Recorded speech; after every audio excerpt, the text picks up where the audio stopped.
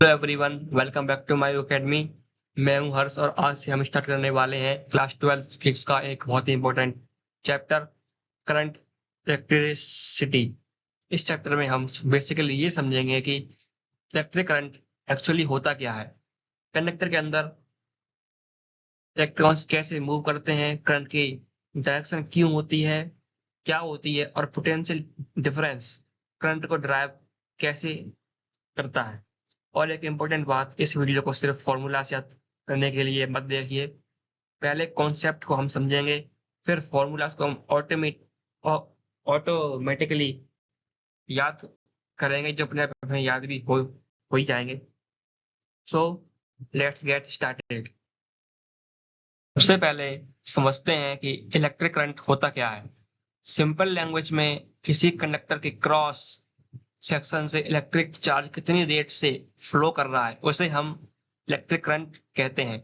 यानी अगर एक पार्टिकुलर क्रॉस सेक्शन से चार्ज क्यू टाइम में पास होता है तो करंट होगा I equal to Q by T.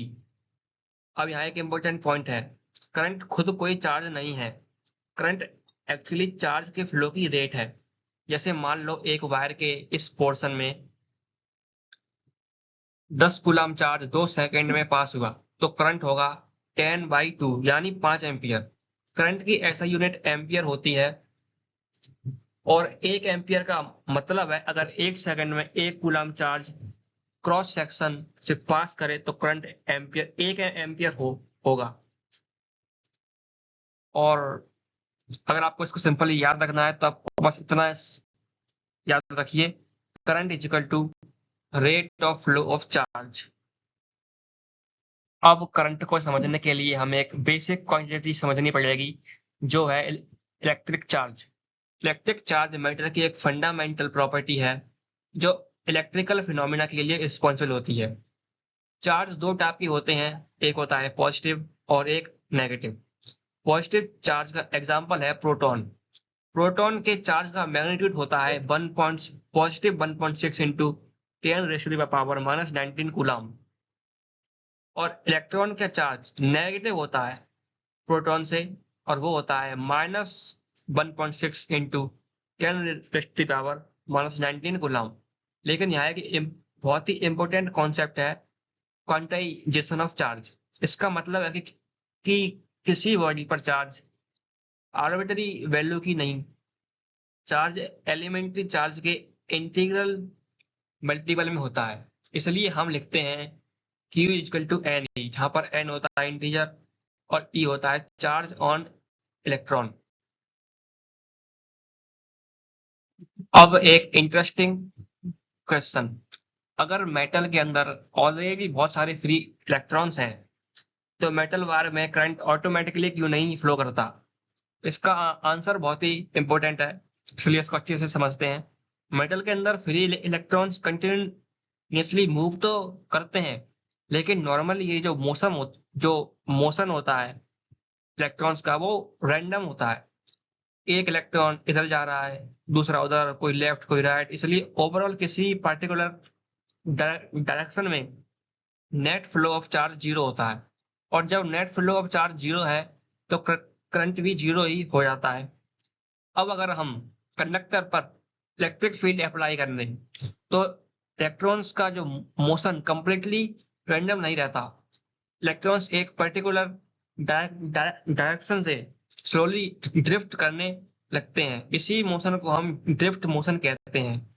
और जो इसकी कोरस्पॉन्ड एवरेज वेलोसिटी होती है उसको हम ड्रिफ्ट वेलोसिटी कहते हैं। इसी डायरेक्टेड मोशन की वजह से कंडक्टर में नेट करंट प्रोड्यूस होता है। अब क्वेश्चन आता है कि इलेक्ट्रॉन्स को डायरेक्शन में मूव करने के लिए ड्राइव कौन करता है। यहाँ आता है पोटेंशियल डिफरेंस, जिसे हम वोल्टेज भी कहते हैं। किसी कंडक्टर के अक्रॉस अगर पोटेंशियल डिफरेंस मेंटेन किया जाए तो चार्ज को फ्लो करने के लिए एक ड्राइविंग फोर्स है, जो है पोटेंशियल डिफरेंस। एक सिंपल एग्जांपल से हम इसको समझते हैं। सोचिए बैटरी बैटरी सर्किट के डिफरेंट पॉइंट्स के बीच में पोटेंशियल डिफरेंस मेंटेन करती है और इसी वजह से सर्किट में करंट फ्लो कर सकता है।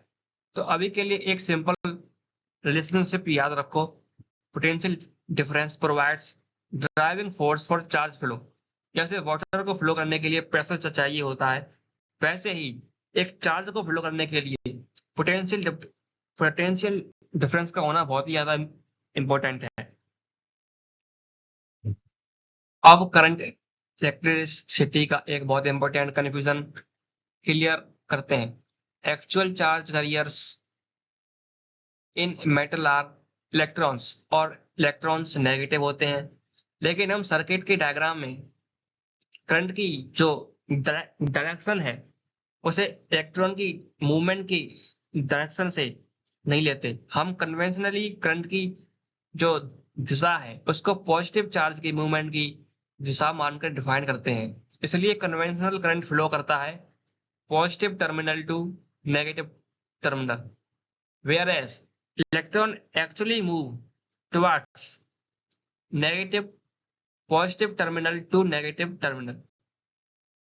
सो दोनों दिशा एग्जैक्टली अपोजिट है। ये पॉइंट न्यूमेरिकल्स और सर्किट एनालिसिस में बहुत ही ज्यादा इंपॉर्टेंट है।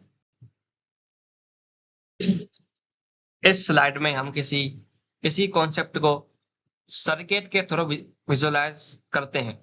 बैटरी का पॉजिटिव टर्मिनल यहाँ है और नेगेटिव टर्मिनल यहाँ है। एक्सटर्नल सर्किट में कन्वेंशनल करंट पॉजिटिव टर्मिनल से नेगेटिव टर्मिनल की तरफ फ्लो करेगा, लेकिन एक्चुअल जो करंट है वो इलेक्ट्रॉन्स की वजह से है और इलेक्ट्रॉन्स इसके अपोजिट दिशा में मूव करते हैं, यानी वो करते हैं नेगेटिव टू पॉजिटिव। तो अगर एग्जाम में क्वेश्चन आए कि डायरेक्शन ऑफ कन्वेंशनल करंट क्या है, आंसर होगा positive to negative terminal through the external circuit. और अगर स्पेसिफिकली इलेक्ट्रॉन फ्लो पूछा जाए तो वो उसके अपोजिट होगा। जैसे मैं अगर बोलूं, अब करंट के तीन इंपॉर्टेंट टाइप्स को हम समझते हैं, एवरेज करंट, इंस्टेंटेनियस करंट और स्टेडी करंट। सबसे पहले एवरेज करंट को समझते हैं। अगर total charge Q interval time T में फ्लो करता है तो एवरेज करंट होगा I average equal to Q by T। ये बेसिकली गिवन टाइम इंटरवल के लिए एवरेज रेट बताता है। अब अगर हमें किसी पर्टिकुलर इंस्टेंट पर करंट चाहिए तो हम इंस्टेंटेनियस करंट का यूज करते हैं। इसका फॉर्मूला होता है I equal to D Q by D T. इसका मीनिंग है चार्ज के चेंज होने की rate at a particular instant. अब थर्ड है स्टेडी करंट। अगर करंट का मैग्नीट्यूड और डायरेक्शन टाइम के साथ चेंज नहीं करते तो करंट स्टेडी होता है। स्टेडी करंट में एवरेज करंट और करंट की इंस्टेंटेनियस वैल्यू इक्वल हो सकती है, मतलब ये कोई कंपलसरी नहीं है पर ऐसा हो सकता है। और अगर हम Q वर्सेस T का जो ग्राफ बनाए तो किसी पॉइंट पर ग्राफ की स्लोप हमें इंस्टेंटेनियस करंट देती है। ये काफी एक इंपॉर्टेंट पॉइंट है जो जे में काफी पूछा जाता है कि अगर Q और T के बीच में ग्राफ हो और जो उसमें जो ग्राफ है उसका हम स्लोप निकालें तो स्लोप हमें क्या देता है, स्लोप हमें देता है इंस्टेंटेनियस करंट, ना कि एवरेज और स्टेडी करंट।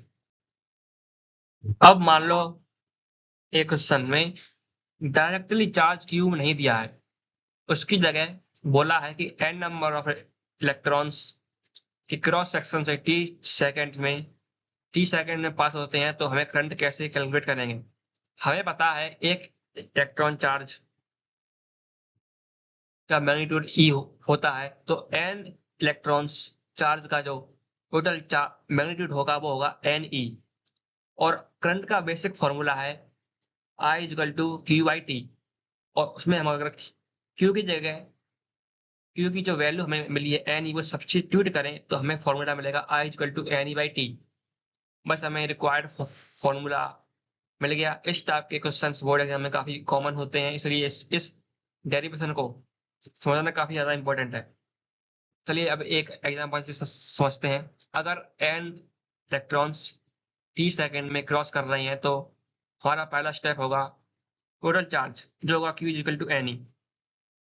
फिर उसके बाद हमें करंट का जो हमने फॉर्मूला पढ़ा था I equal to Q T, उसको रिकॉल करना होगा और फिर हम I equal to Q T में Q की जगह N इसको सब्स्टिट्यूट करेंगे और हमें हमारा नया formula I equal to N by T मिल जाएगा। अब नेक्स्ट कॉन्सेप्ट है करंट डेंसिटी। करंट डेंसिटी का सिंपल मीनिंग है कंडक्टर के यूनिट क्रॉस सेक्शनल एरिया से कितना करंट फ्लो हो रहा है। इसलिए जो इसका फॉर्मूला है वो है J equal to I by A, जहां पर J है करंट डेंसिटी, I है इलेक्ट्रिक करंट और A है एरिया ऑफ क्रॉस सेक्शन। और करंट डेंसिटी की जो ऐसा ही यूनिट होती है वो होती है एम्पियर पर मीटर स्क्वायर। यहाँ पर हमें एम्पियर मिला है I से और एरिया का हमें पता है कि इसकी क्या होती है यूनिट मीटर स्क्वायर। अब एक सिंपल इंट्यूशन को समझते हैं। अगर सेम अमाउंट ऑफ करंट एक छोटे एरिया से पास हो रहा हो तो करंट डेंसिटी ज्यादा होगी, और अगर वही करंट लार्जर एरिया में डिस्ट्रीब्यूट हो रहा हो तो करंट डेंसिटी कंपैरेटिवली कम होगी। इसलिए करंट डेंसिटी को रफली करंट की कंसेंट्रेशन पर यूनिट एरिया के फॉर्म में इमेजिन किया जाता है। ओके, अब एक क्विक रिवीजन करते हैं। सबसे पहले हमने फॉर्मूला पढ़ा था I equal to Q by T, जो एक इलेक्ट्रिक करंट का फॉर्मूला होता है। अब अगर किसी इंस्टेंट पे हमें करंट चाहिए तो उसका फॉर्मूला होता है I equal to D Q by D T, इससे हमें मिलता है इंस्टेंटेनियस करंट। फिर हमने एक फॉर्मूला पढ़ा था क्वांटाइजेशन ऑफ चार्ज, जिसका फॉर्मूला होता है Q equal to N E, जहां पर n होते हैं नंबर ऑफ इलेक्ट्रॉन्स और E होता है मैग्नीट्यूड ऑफ इलेक्ट्रॉन, मतलब चार्ज। उसके बाद हमने फॉर्मूला पढ़ा था करंट बाय इलेक्ट्रॉन काउंट, यहाँ पे मतलब अगर हमें किसी सवाल में इलेक्ट्रॉन्स दिए हों और ये दिया हो कि वो कितने हैं, तो हम Q की जगह Ne को रखकर I निकाल सकते हैं। फिर हमने करंट डेंसिटी का फॉर्मूला पढ़ा था जो था J equal to I by A, और हमने लास्ट में हम समझते हैं कि E की जो वैल्यू है वो क्या होती है। E की जो वैल्यू होती है वो होती है 1.6 into 10 raise to the power minus 19 coulomb, negative में, क्योंकि इलेक्ट्रॉन नेगेटिव में होता है और प्रोटॉन का इसके अपोजिट पॉजिटिव में होती है। बस वैल्यू सेम रहती है। इन फॉर्मूलाज को सिर्फ पढ़ना नहीं है, इनका मीनिंग भी समझना है, बिकॉज न्यूमेरिकल्स में क्वेश्चन वर्डिंग चेंज करके दिए जाते हैं। अब बोर्ड एग्जाम के पॉइंट ऑफ व्यू से सबसे इंपॉर्टेंट स्टेटमेंट्स को एक बार क्विकली रिवाइज करते हैं। First, electric current is the rate of flow of electric charge और its SI unit is ampere. Second, in metallic conductors, free electrons are the main charge carriers, यानी free electrons ही हैं जो current को carry करते हैं। Third point, electrons move opposite to the direction of conventional current. Fourth point, conventional current is assume to flow in the direction of positive charge. ये काफी important point है, इसको याद रखिएगा। And to sixth point, a potential difference is required to maintain current in a conductor. Seventh point, Q is equal to Ne represents the quantization of current of electric charge. And eighth point, the slope of Q by T graph gives instantaneous current. Video finish करने से पहले एक last time सबसे important confusion को revise करते हैं। Conventional current positive से negative, electron flow negative से पॉजिटिव।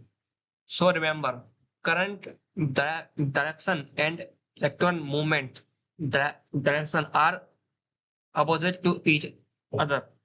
अब मैं आपको सजेस्ट करूंगा कि वीडियो को पॉज करके खुद से क्वेश्चंस आंसर करो।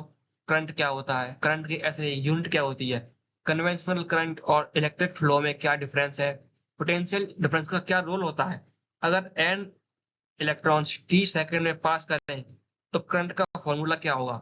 अगर आप इन क्वेश्चंस को आंसर बिना नोट्स देके दे पा रहे हो, then you are on the right track. So guys, आज की वीडियो में हमने करंट इलेक्ट्रिसिटी के बेसिस को अंडरस्टैंड किया। Electric charge, electric current, electric electron flow, conventional current, potential difference, average and instantaneous current और current density। लेकिन एक important question अभी भी remaining है, जो है इलेक्ट्रॉन्स एक्चुअली कितनी स्पीड से ड्रिफ्ट करते हैं और ड्रिफ्ट वेलोसिटी का करंट के साथ क्या रिलेशन है, ये हम नेक्स्ट वीडियो में डिटेल में समझेंगे। अगर वीडियो हेल्पफुल लगा हो तो वीडियो को लाइक करो, मायो अकेडमी को सब्सक्राइब करो और किसी फ्रेंड और अपने फ्रेंड्स को करंट इलेक्ट्रिसिटी समझने में प्रॉब्लम हो रही हो तो उसके साथ वीडियो को शेयर करो। I will see you in the next one. Thank you for watching.